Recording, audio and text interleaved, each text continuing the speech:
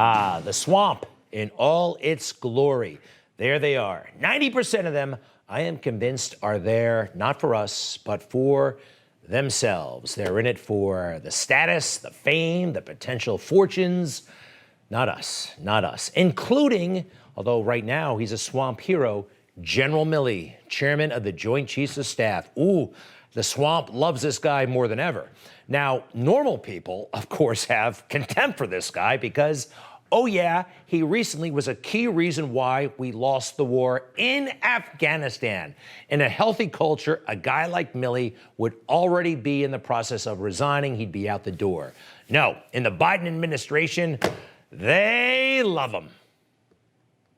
The president has complete confidence in his leadership, his patriotism, and his fidelity to our Constitution. I can't speak to the former president's experience with him or the former president's views of him, but this current president, who follows the Constitution, who's not fomenting an insurrection, who follows the rule of law, has complete confidence in Chairman Milley and him continuing to serve in his role. Okay, well, they like him because they owe him, perhaps. It looks like General Milley was playing footsie with the Biden team while he was chairman of the Joint Chiefs under President Trump. That seems very, very clear. Look, there are a lot of reasons to not like General Milley. There are a lot of reasons General Milley should have been fired a long time ago, even by President Trump himself, and I know he regrets not doing that. Right now, the current hubbub is about the new book, Peril, by Bob Woodward and Robert Acosta. And this is the whole furor. It's just a book publicity campaign. It's a lot of nonsense. Just remember this. Bob Woodward is a liar. He has been doing that for a long, long time. That's why we're never going to really be able to substantiate what's in this book. He did it in All the President's Men. That whole thing about Deep Throat and signaling Deep Throat with the flag and getting a signal on the Metro page and the New York Times. It was just all nonsense, all made up. The garage meetings with Hal Holbrook in the movie, Deep Throat himself. Again, fiction. I know it's fiction. I've been there. This guy made it up. He had no idea that decades later, journalism students would still be reading the book. It was a cheap trick to make money on a book they had no idea would have such legs. Oh, by the way, Woodward also lied about Bill Casey, the CIA director under Ronald Reagan.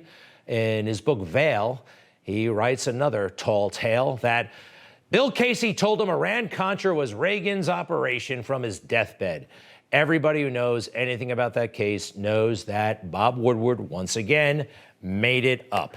Anyway, Bob Woodward does have a way in Washington, and he can be quite seductive, apparently. Look, he got into the Trump White House and actually sat down for many interviews with Donald Trump. He recorded many of those interviews. Many hours of interviews were recorded. But Bob Woodward only lets out a couple of snippets here and there. And, well, the context is totally gone. We have to trust him. And you shouldn't. Listen to this. It's also more deadly than your strenuous flus.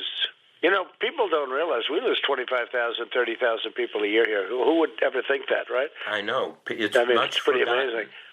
And then I say, well, is that the same thing? This is more deadly. This is 5 per. This is 5% versus 1% and less than 1%. So this is deadly stuff. Oh, and therefore Donald Trump knew all this, how lethal the coronavirus was and wasn't telling the public.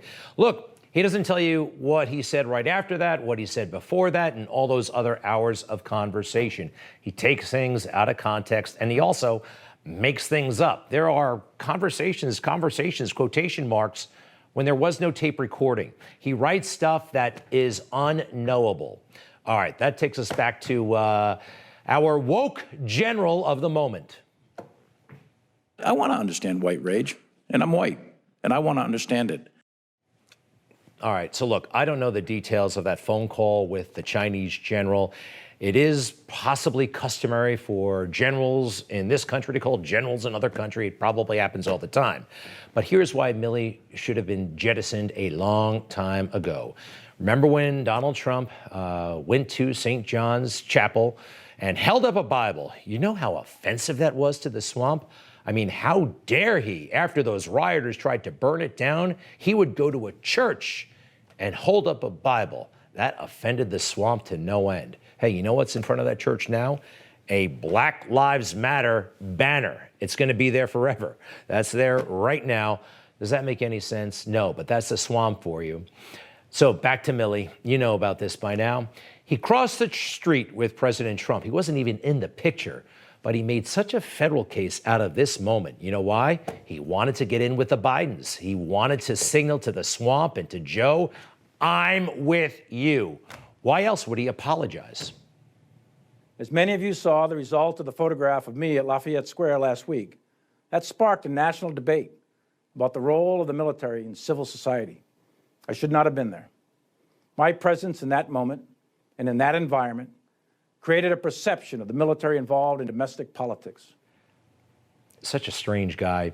He owed no one an apology. And by the way, as I showed you last night, he made so many political observations in that same speech, at the same time apologizing for the appearance of the military involved in political affairs. All right, so the book of the moment, it's interesting to a lot of normal people, again, because of Afghanistan, and yes, some of the allegations, revelations in this book.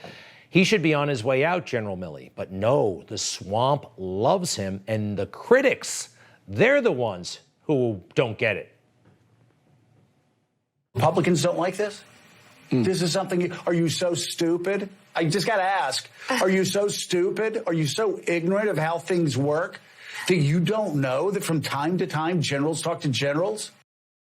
He kind of talks kind of funny in some sort of weird way. I don't know what's going on there, but no, we know how it works. We know that when you lose a war in such humiliating fashion, and when it could have been avoided, and you were an instrumental part of it, offering up your resignation is probably a good idea. But the swamp, they've already forgotten about this, and they want you to forget about it. And interesting, these two characters, Joe and Mika, they're married now. But I want to talk a little bit about Mika. One of the reasons why she's there, she's swamp royalty in a way. Her father was Zbigniew Brzezinski, national security advisor to Jimmy Carter. We all remember what a disaster he was, and there they are in the Oval Office, it looks like. Together, these men totally mishandled the Iranian hostage crisis under their leadership. It became far worse than it probably had to be. You may remember the disastrous rescue mission. So many of our Marines and soldiers left stranded in the desert, horrible fire. It was just botched from beginning to end. But, you know, whatever. You're a Democrat. You're part of the swamp. We still like you, and Zbigniew hung around for a long time. And Mika and Joe, Milley failing on this scale? Join the club. Don't worry about it. No problem. Here's another reason why the Bidens actually like this guy and why he is so dangerous, so strange, and he shouldn't be there. So after January 6th, he put out a letter and had all the other chiefs of staff sign it. And it said this, and I thought it was very, very unnecessary. Let's put it up full, please. On January 20th, 2021, in accordance with the Constitution, confirmed by the states and the courts and certified by Congress, President-elect Biden will be inaugurated and will become our 46th commander-in-chief. He was offering a solution when the problem didn't warrant that. Again, he's going into politics. He keeps apologizing for going into politics, but he's going into politics. He really is something else. Now, regarding the latest allegation in the book, let's go ahead and tell you what the Pentagon is saying about it now, all right? All calls from the chairman to his counterparts, including those reported, are staffed, coordinated, and communicated with the Department of Defense. All right, this is about the allegation or the revelation that he called the top general in China, saying that if we attack you, we'll give you a heads up first. Or, I mean, look, we were not going to attack China. I think Milley is making this stuff up to further enhance his status in the swamp. Let me show you what his then boss said about what Milley may or may not have done. It represents a disgraceful and unprecedented act of insubordination by the nation's top military officer. If Woodward's story of Chairman of the Joint Chiefs of Staff Milley's histrionic outbursts and unsanctioned anti-constitutional involvement in foreign policy proved true, he must resign immediately or be fired. Again, this was his boss at the time. As Secretary of Defense, I did not and would not ever authorize such conduct. All right.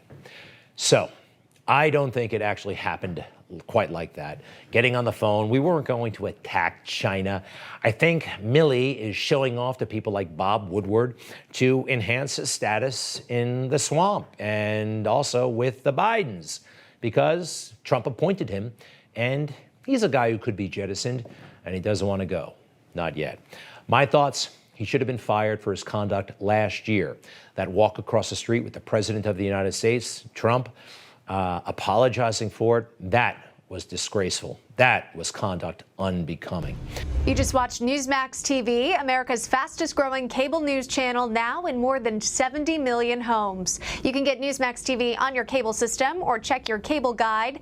And if your system doesn't carry Newsmax, call them, tell them you want Newsmax TV, because we're real news for real people.